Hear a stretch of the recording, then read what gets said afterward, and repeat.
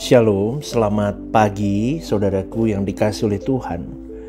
Saudaraku, ayo kita pagi hari ini merenungkan kembali hal yang biasa kita dengar, yang sering kita juga ucapkan.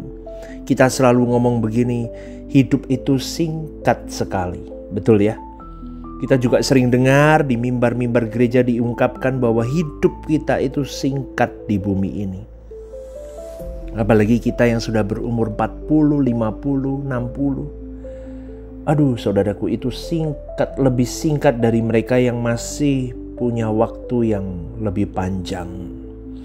Ya, maka pada pagi hari ini saudaraku, disingkatnya umur hidup kita ini, saya mau mengajak kepada siapapun yang mendengar renungan The Message, kita harus sungguh-sungguh memperkarakan apa yang harus kita lakukan bagi Tuhan. Apa yang dapat kita capai dan apa yang dapat kita persembahkan bagi Tuhan yang sudah menyelamatkan hidup kita, yaitu Tuhan kita Yesus Kristus. Mempersembahkan bagi Allah Bapa kita yang adalah sumber berkat, sumber anugerah kita. Allah semesta alam yang sebelum dunia dijadikan sudah menentukan nama-nama kita hadir di bumi ini dengan keadaan kita yang pasti khusus saudaraku. Keadaan kita yang pasti benar-benar unik. Maka pada pagi hari ini kita harus menyadari bahwa Tuhan pasti punya rencana atas hidupmu dan hidupku. Dan setiap kita memuat atau memikul tanggung jawab rencana Allah yang luar biasa itu. Saya tidak melebih-lebihkan saudaraku, tetapi ini faktanya. Karena pasti luar biasa, karena rencana Allah atas hidup kita masing-masing ini unik sekali. Kita tidak bisa disamakan satu dengan yang lain. Dengan siapapun, di zaman apapun, tidak bisa. Dan pikirkan bahwa di dalam realita kehidupan di bumi dan di kekekalan ini, hanya ada satu nama dengan keadaan unik yang tidak ada duanya dimanapun dan kapanpun, tidak akan pernah ada. Yaitu diri kita sendiri. Itu yang seharusnya menggetarkan jiwamu dan jiwaku. Bahwa aku di bumi ini memuat sebuah rencana Allah yang besar. Aku unik. Aku spesial. Aku luar biasa diciptakan Tuhan, ditenun oleh Dia. Dirajut oleh Dia. Hanya untuk menyelesaikan tugas rencana Bapakku. Allah memang merancang itu sebelum dunia dijadikan. Itu terdapat dalam Efesus 1 ayat 4-5. Itu artinya saudaraku, setiap individu kita itu benar-benar berharga di mata Tuhan. Kita benar-benar istimewa. Yang karenanya Allah memiliki blueprint rancangan menjadi manusia macam apa kita ini. Karena pada waktu kita dilahirkan dalam keadaan mentah, tapi orisinal. Dan blueprint tersebut Allah kehendaki itu terwujud atau terbangun dalam hidupmu dan hidupku. Maka kalau seorang anak manusia hidup di dalam tuntunan Tuhan, blueprint tersebut benar-benar terwujud. Maka originalitas dari manusia itu akan terus terbangun sampai mati. Dan kemudian pasti akan dilestarikan atau diperkenankan eksis di dalam kerajaan surga. Tetapi kalau blueprint itu tidak terwujud karena ada musuh jahat yang menyusup, yang memberikan blueprint palsu untuk membuat makhluk manusia itu rusak, maka manusia itu di dalam keadaan imitasi.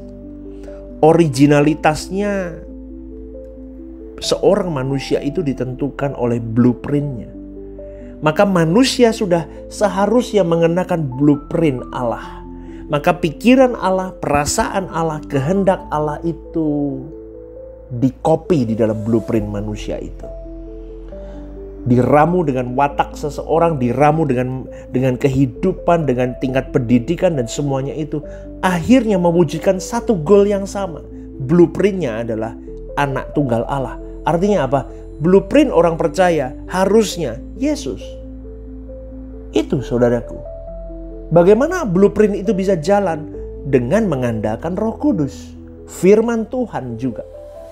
Maka pada pagi hari ini saudaraku, kita harus merasa gentar dan gusar loh. Kalau kita memperkarakan diri kita ya, Apakah blueprint yang Tuhan rancang itu terwujud dalam hidupku tiap hari apa enggak ya? Kalau belum 100% berarti aku masih dalam bahaya. Aku belum menyenangkan Tuhan. Aku belum memuaskan hati Tuhan. Berapa puluh tahun aku udah hidup ya. Sudah belum blueprint Tuhan itu ada dalam hidupku?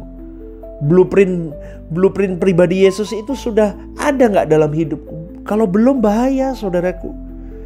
Karena kita sudah mengarungi perjalanan hidup yang cukup lama. Dan jujur ya, kalau kita lihat rekam hidup kita, kita belum menjadi manusia yang benar-benar memuaskan Allah. Bahkan kalau kita jujur ya, sering keadaan kita itu belum tepat seperti yang Allah mau. Masih jauh saudaraku. Tapi karena kuasa gelap itu juga memalsukan blueprintnya terus.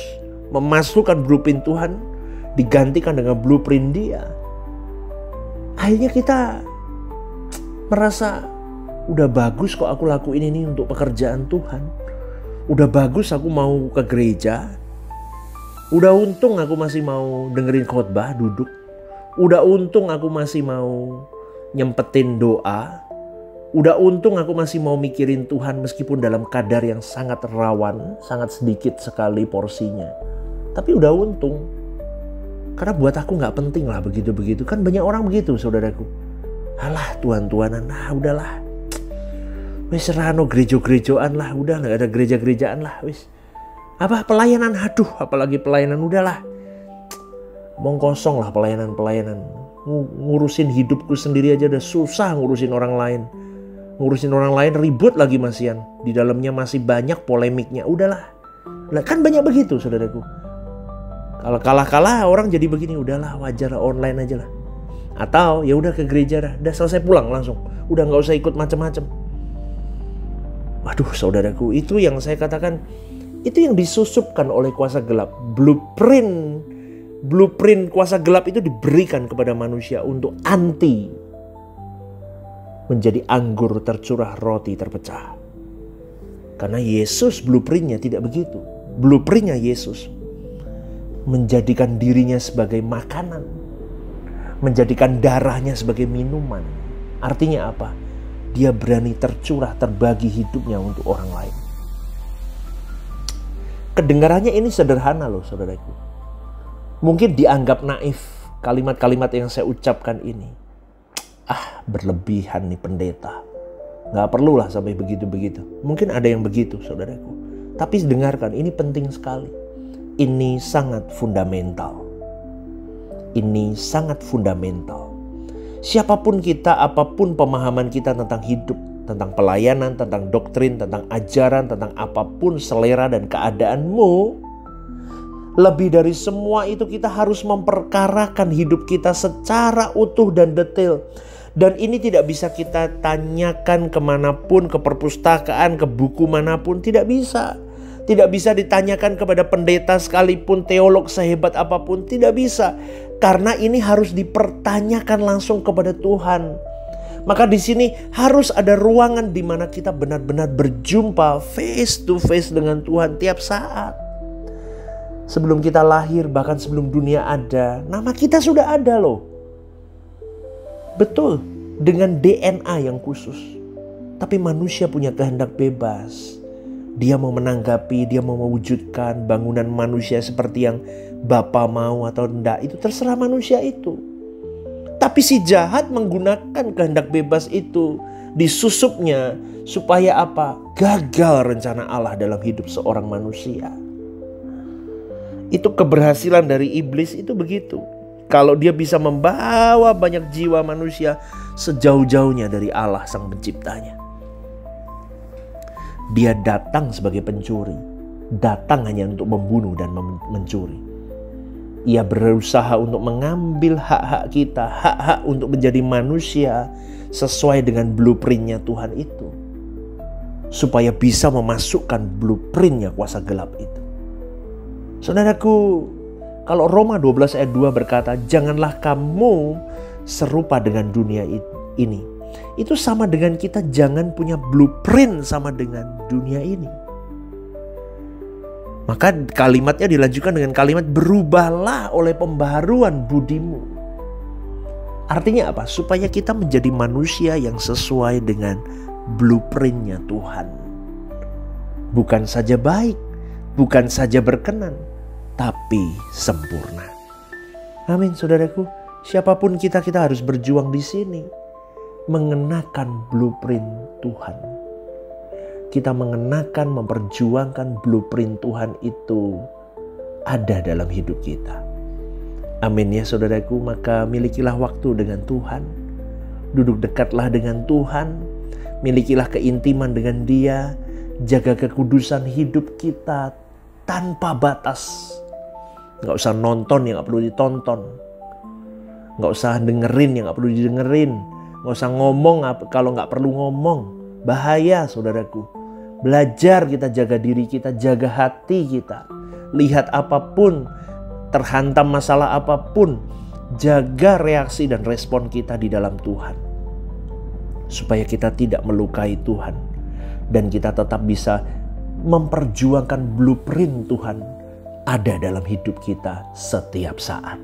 Selamat pagi saudaraku, selamat merenungkan renungan ini kembali dan selamat beraktivitas. Tuhan memberkati.